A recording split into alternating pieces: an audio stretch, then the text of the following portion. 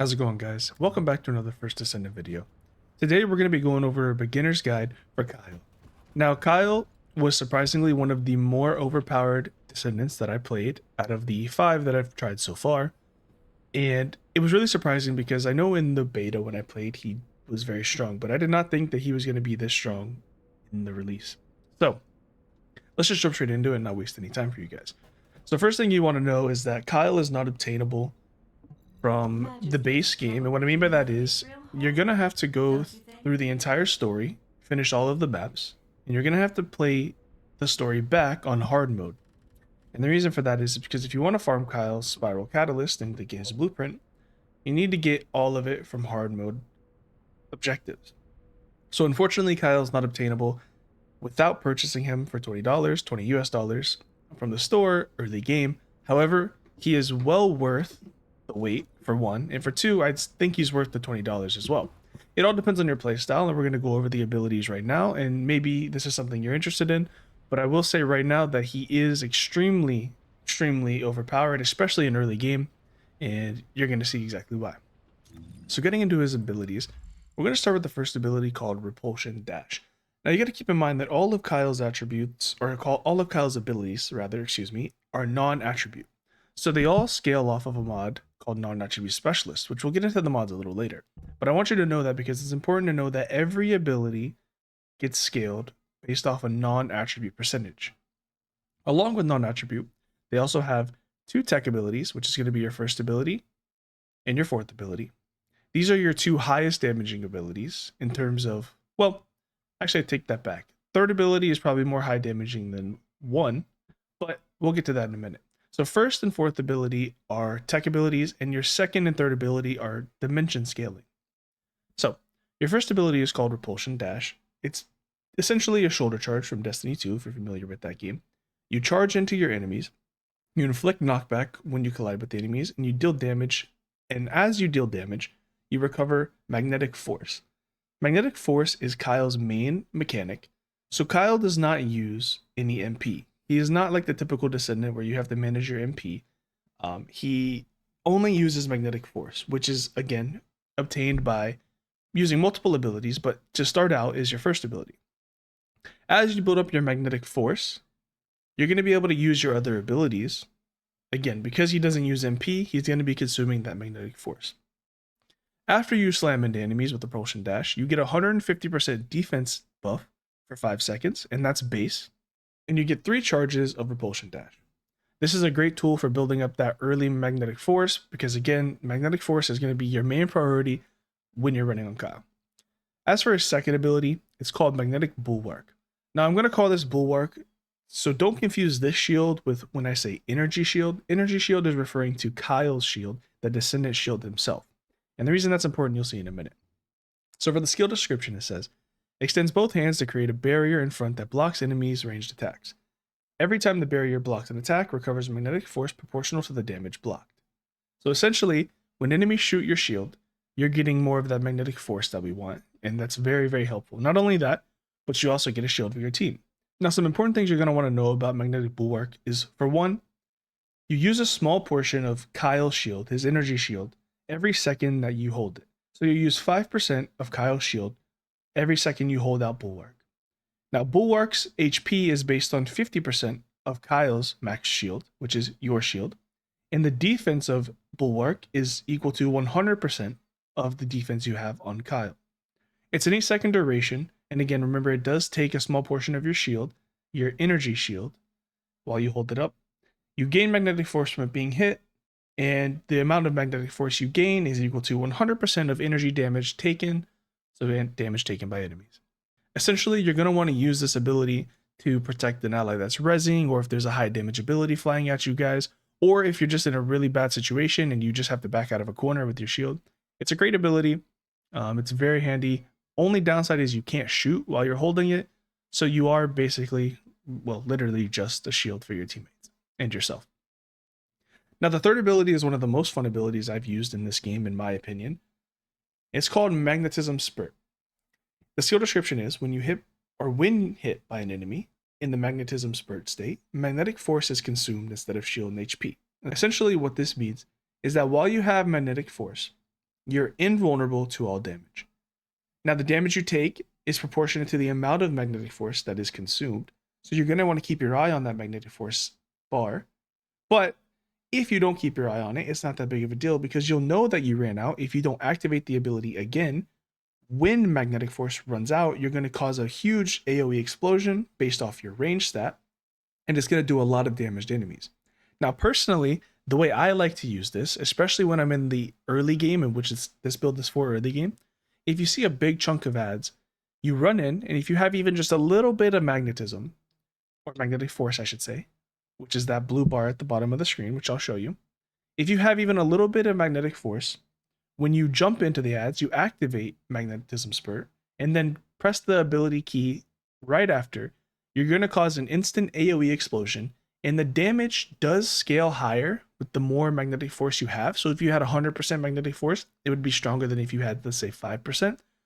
But the damage that you do is still very good, and it basically nukes ads in the lower early game content. It also does very well towards the mid game content as well. Now, when your magnetic force is consumed, or again, if you press the skill button again, you discharge magnetic force to deal damage, which I just described to you. Now, another thing you want to know is that when you explode with this AoE by either activating the skill again or running out of magnetic force, you restore shields to your allies proportional to your max shield. So Kyle's max shield.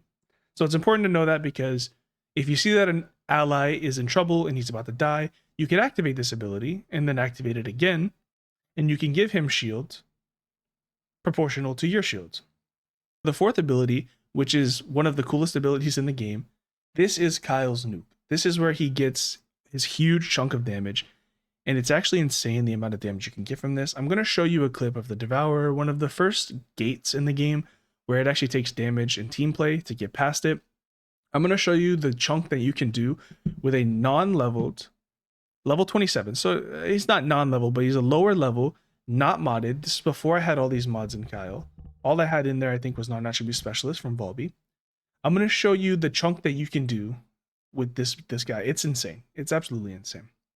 So for the skill description, uses superconductivity thrusters to soar into the air, descends colliding with enemies and dealing damage upon impact. Damage increases proportionally to the amount of magnetic force consumed. When the skill ends, magnetic force is fully consumed. So in order to even use this ability, you need a minimum of 30% magnetic force. Now, if you're running through low-end content or even mid-tier, you could get away with popping a 30% superconductivity and nuking a big set of ads or a little mini boss. However, this is on a very long cooldown. Now remember, there is no MP for Kyle, so he can spam his abilities as long as you manage your cooldowns correctly. Now that also is going to play into modding for cooldown reductions for your abilities, but base with no mods, it's a 60-second cooldown for superconductivity thrusters. So my recommendation would be, as you're running through content, because magnetism spurt is so strong and you can build so much magnetic force with repulsion dash, and of course magnetic bulwark if you're protecting your team, your gameplay loop should be building up your magnetic force with repulsion dash and then nuking enemies or ads with magnetism spurt. You should save superconductivity thrusters for mini bosses or bosses, and ideally you'd want to have 100% magnetic force, so that way your damage scales super high.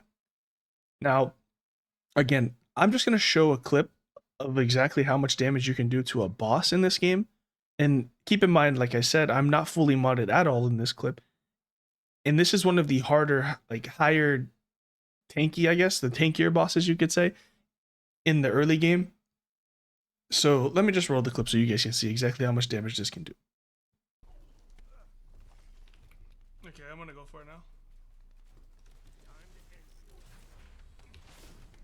I mean, that's pretty juicy. That's not bad. I don't even have the right mods. If you mod for that, it's pretty fucking good, right? Wait, I'm completely out of ammo.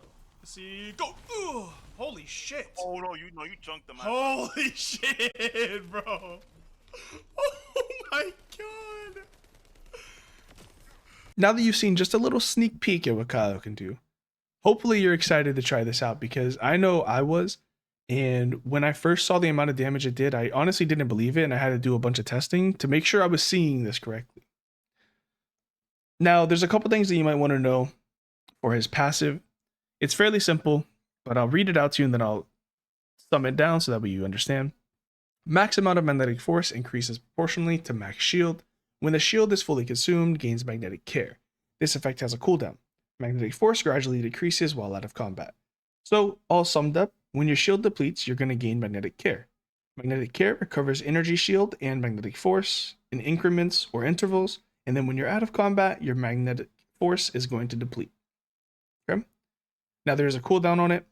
The cooldown is 300 seconds, but that's base, so you're going to want to mod for cooldown. Mine's at 223 seconds, so it's pretty good. That's going to be the simple rundown of all of his abilities. If you have any questions or there's something you're not exactly sure of, feel free to use the comment section down below. I'll be answering any questions that you guys may have. So let's just jump straight into the modding. So there's going to be 4 mods in specific that you're going to want for early game, and that's all you're going to need. Anything else you throw in there is up to you. Now, I will say, Kyle, you are going to want to go for increased shield, right? But this is just a bonus. You don't need this early game. What you need early game is a sub-module. Shock Punch, not necessary. You can use Dual Claw, Kicking, Shock Punch, Short Sword, whatever you want. The reason you want this is because when you slot this into the sub-module and you upgrade this mod, every time it goes up, you get an increase to module capacity, and this is going to be very important because these mods that you're going to be using are very expensive. 14, this is usually 14, I believe, but it's cut in half. Like, these are very expensive mods, but they're necessary. So the other 3 essential mods is non-attribute specialist, which gives you a 61.5% skill power scaling to non-attribute skills. And remember, every skill Kyle has is non-attribute. And then skill expansion, which gives you the range. Now, I want to say this is not completely necessary, but I think that the range for your 4 and your 3 are very, very good. Along with the range that you get from the repulsion dash, the extra range you get, I would say that especially in early game, because you're going to be building up your magnetic force with your 1 so much, skill expansion is a pretty important mod. And then Nimble Fingers is one of the most important mods because you want to get your skill cooldowns as low as possible. Again, I've said it a couple times, I'll say it one more time. Kyle does not run off MP. He runs off magnetic force, which he builds himself. So you can spam abilities as long as they're off cooldown. It's amazing. And then to throw some stuff in there, a couple extras. Increased shield is always nice. You can level this up as much as you can without reaching your capacity. And tech specialist, because you want that skill power modifier to his 1 and his 4. And if you don't know the 1 and the 4, the 1's repulsion dash, which is the shoulder charge, and number 4 is his super conductivity thrusters, his big nuke. And that's the simple rundown for modding for Kyle. Now, in terms of weapons, there's one weapon you're going to want to get early game, and this carries you straight into end game. It's called the THUNDERCAGE. It's an ultimate machine gun that you get early in the game just by going through the story. Now, the ways to make this stronger, there's multiple. So there's one, you can upgrade it as you go. So let's say your THUNDERCAGE is level 10 and you are starting to get level 20 weapons. That's about the time you're going to want to upgrade it. One of the second ways is to craft more THUNDERCAGEs by going back and farming the missions, and then taking the THUNDERCAGE you just crafted and placing it into the THUNDERCAGE you've been using to increase the damage of the overcharge ability.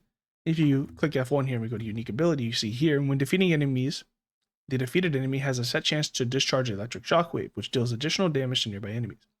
When this is at 4 bars, so when you've crafted 3 more THUNDERCAGE, or 4 more THUNDERCAGEs, excuse me, and you've consumed them into your main THUNDERCAGE, you're going to get a 100% chance to trigger this ability. So every enemy you kill will trigger overcharge. It's an amazing weapon. We're going to get to the modding for it. 2 things I want to say. I use 2 mods based off preference, Slow Art and Electric Priority. Now, what you would ideally want to use is Electric Enhancement instead of Electric Priority, so you don't have the negative reload timer or the reload time modifier. And instead of Slow Art, you just don't want reduced fire rate. I don't mind the reduced fire rate. I don't use the THUNDERCAGE as my main SMG for damage, but you could take off Slow Art so that way you don't have that reduced fire rate. And what you are going to want is you're going to want Rifling Reinforcement. Now you could upgrade this mod to max because this is a mod that's going to carry into the end game. Weak point, better concentration, weak point detection. You don't need weak point aiming. but it's nice to have, just to have extra space to put on there. Weak point detection, better concentration. This again would be electric enhancement, expand weapon charge, and rifling reinforcement. So those are the main mods that you want to focus on. You can start leveling those up because those are really, really good mods for the THUNDERCAGE. Again, this is an early game build, so there's a lot of mods here that you won't have, but I know that you should have rifling reinforcement, you should have electric enhancement, and you should have expand weapon charge. So go for those first. Just look at these mods, maybe take a screenshot or something, and get them as you go.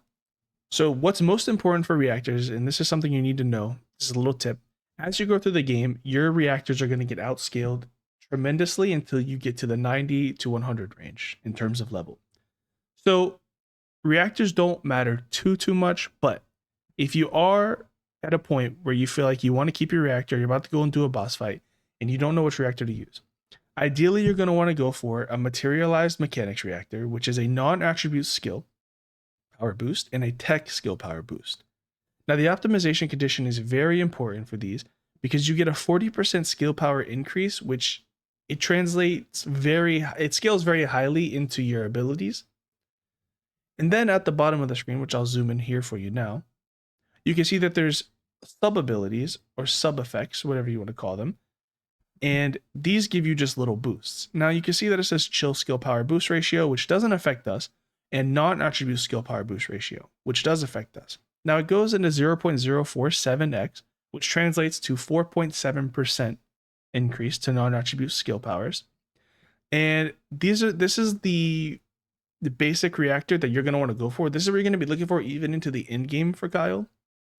There's a couple other that you could go for if you wanted to focus on his other skills, like his dimension skills, but his tech is much more important in my opinion, to me, the way I play. The tech is much more important than the dimension, and the non-attribute is just better scaling, so you always want to go for the non-attribute. And for the external components, I'm using them for the same thing I was talking about for the reactor. So I'm using these external components for the substats that you get, not necessarily the stats it gets for itself. As you can see, it's all defense and then the one shield. I would recommend, especially in the early game, that you focus mainly on the substats here. It's nice if you're struggling to obviously throw these on. So if you were going to build Kyle, you want to go for as much shield as possible. So shield, HP, shield percentage, and that's mostly it. And then defense as well if you have defense. He is a tank in a way. So remember that you are going to be in there. You're going to be taking a lot of damage. So keep that in mind. And remember that his abilities do give back shield to you. His abilities scale off of your shield percentage that you have, your energy shield. So keep that in mind. You do want to build into a shield percentage a good bit. That's basically going to cover everything that you need to know about Kyle for an early game build. Now, again, if there's any questions whatsoever, feel free to use the comment section and ask me anything you'd like. I'll have an answer for you. Don't worry. And maybe if you want to, go check over on twitch.tv/EEFANN. I do stream pretty regularly. I might be there live and you can see me doing some funny things and ask me some live questions, or maybe just hang out and chill with us. So with that being said, if you did enjoy the video, don't forget to like, comment, and subscribe. And if you're interested in content like this, hit that bell icon. It'll be notified every time I upload a video. I've uploaded a lot since the first Descendant came out, and I don't plan on stopping. There's a lot of content to be made here, and there's a lot of things to learn about this game. So hopefully we can learn together. So thank you guys for watching so much. I appreciate it a lot, and I'll see you guys in the next one. Peace.